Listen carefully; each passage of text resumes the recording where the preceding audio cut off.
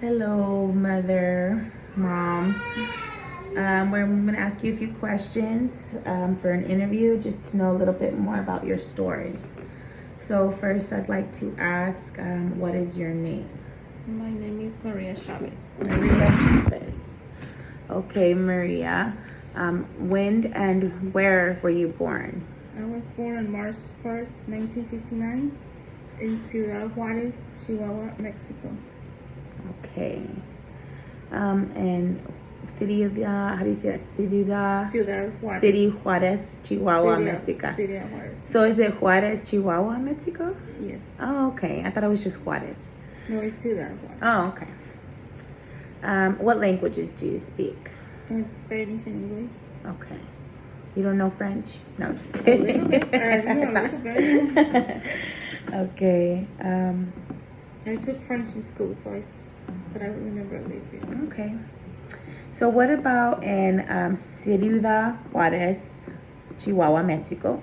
What was it like there growing up? What was your neighborhood like? The neighborhood was very poor people. They were struggling to survive. People would work and send the kids to school, but it was a quiet neighborhood. There was no crime like right now. Oh, okay. It was a very safe neighborhood and very poor. Do you remember going to school Yes. over there? Yes. What was school like in Mexico? In Mexico, they were very strict. Really? You had to wear uniforms. Really? Yes. I didn't know that. And before you went into class, the whole school had to march like No military. way.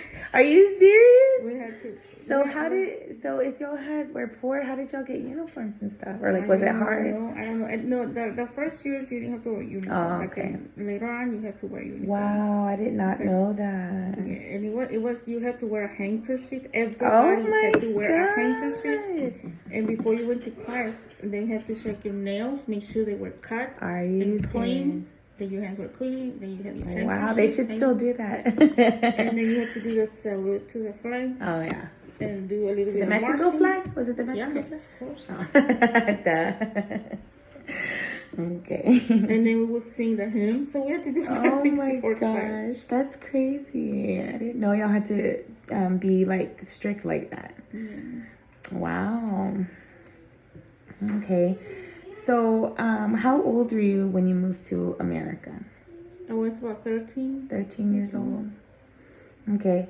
What were some of your experiences or difficulties of the beginning of life in a new country? Well, the first one was the language. The language barrier. Yes, because we didn't know any English at all. No pronunciation, no phonics, nothing. Oh, okay. And there was one of them.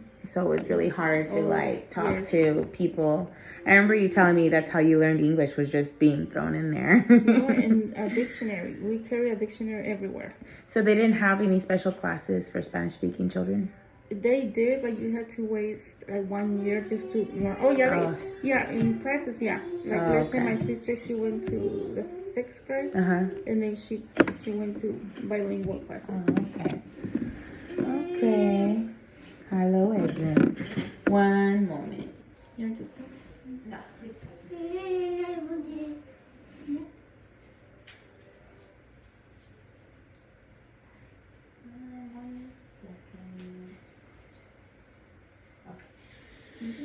No, it's okay. Well, we can continue. So language was one of the difficulties coming to a new country. Anything else that was a difficulty? Well, my father was the only one working for 9 kids, and there was another issue. We never had new clothes when the school starts or new shoes. We had to do with whatever we had, and we had to depend on free lunch. We had to walk to school, and sometimes we took the bus, but we never had a vehicle. So it was pretty tough. That my dad always told us, you want to do something in this country, you have to study. You have to study so you can get a career. And that's what he put in our minds all the time. Education is key. Yes, he will not let us work until we finish. That's good, though. School. So you went to college here in America. Do you let me see? Do you remember anything specific at all about the Vietnam War? Not much. We had a small TV. I didn't keep up with the news until I went to school. We're here at school talking about it, but not much. Until I got married, that's when I started learning find more. out what happened. Oh, okay. What about any of the movements? Did you participate or have any memories of the movements that came out of the 50s, 60s, or 70s?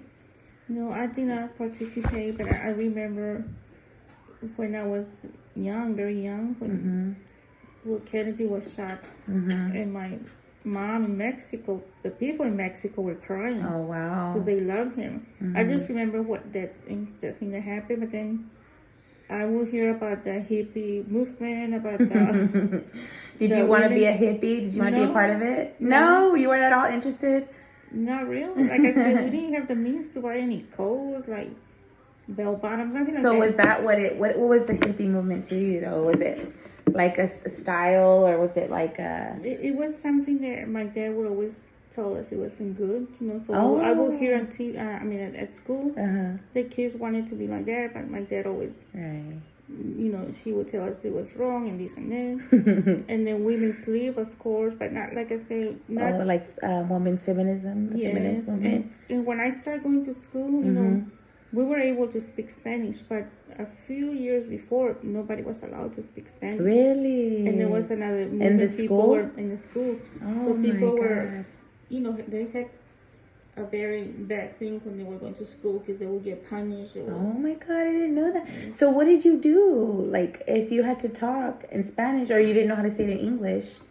Well, we always carried a dictionary. Oh, okay. But when I started going to school, we were allowed to speak in okay. Spanish. But just a few years before. Oh, okay. So you barely made it. Imagine. Yes. Oh my gosh. You'd have been in the principal's office. All the time. All the time. So obviously there's a big difference of school in Mexico and school in America. Would you ever move back to Mexico?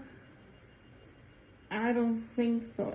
I used to say yes because it was to me it was beautiful country before. But now that everything is happening with the narcos and drug dealers, it's not that nice to live there. Right. It has beautiful places to live in there, but even in the most beautiful places, the drug dealers are there trying to control. Especially in Juarez. Oh, yeah. Oh, especially in Juarez and everywhere. Just everywhere. Yeah, it's pretty bad nowadays. Yeah, even if you have something nice, they try to take some of that from you. Wouldn't Grandpa live in El Paso and still walk to Mexico every day in Juarez? He did. And what would he say when y'all would tell him, don't go? But he still went, but like I say, it was in those years when there was not too much violence. But then it started getting worse. So he was assaulted like 3 times. Really? Yes. They beat him up one time. They threw his I wallet. didn't know that. How old was he? Well, he was already, he's probably 70 something. Oh my God. So he would go take care of, he had a house in Mexico, right? So he'd go from El Paso to Juarez every day, and 3 different times he got assaulted by the cartels? No. Or was it by just like, people? Like just kids that would rob it. Well, that's rob good. Anybody well, it's good pass. that it wasn't cartel. Yeah, but... no, so... Yeah.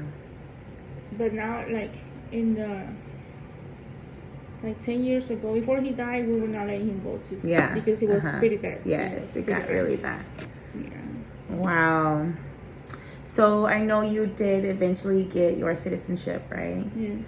What was that experience like for you, learning about American history and all the things that you had to study to get like your citizenship? What was that experience like for you? Well, it was nice in a way because I was not resigning Mexico. I was not resigning my country, but I was accepting this country because I was gonna live here, and I was trying to go to college. I was trying to have a family. I was trying to work, so I had to accept this country. Yeah. And at the same time, to me it was a good experience because I was not denying my country. Right. I was just accepting Yeah. another country. So it was a That's good cool. experience. Yeah. That's a pretty cool thing. One last question. I guess so. Yeah, one last question. What out of American history, what is something that you think of when you hear American history? Anything. Anything about history? Anything. When you hear the words American history or American history, what is the first thing that comes to your mind? But I mean, not Martin Luther King. No, just kidding. No, I think the first thing that I learned when I moved to America was the Watergate, and it was like Watergate? Watergate with Nixon. Oh, And- what is that? Watergate? Well, it's a long. Okay, I'll Google it. No, but what I'm saying is that's when I went to America, when I came to America. But no, that's not what comes into my mind. You know, Yeah. usually it's freedom. Freedom. Freedom, and because I think it's the only place that you have. I mean, all these countries, they used to have freedom, and they don't have it no more. Yeah. And not only because of oppression for whatever, but they're drug dealers. They're everywhere. They're in the Amazon. I mean, it's beautiful. And it's just like, That's to crazy. me, America means freedom. And even though a lot of people don't think that way because we have to do this, we have to do that, we have to pay this, whatever. To me, it's still freedom, you know? Yeah. Even though sometimes, you know, you're audited by IRS, you don't think that. But Well, thank you so much for taking time out to answer these questions for my professor, David. But thank you, Mom. I love you.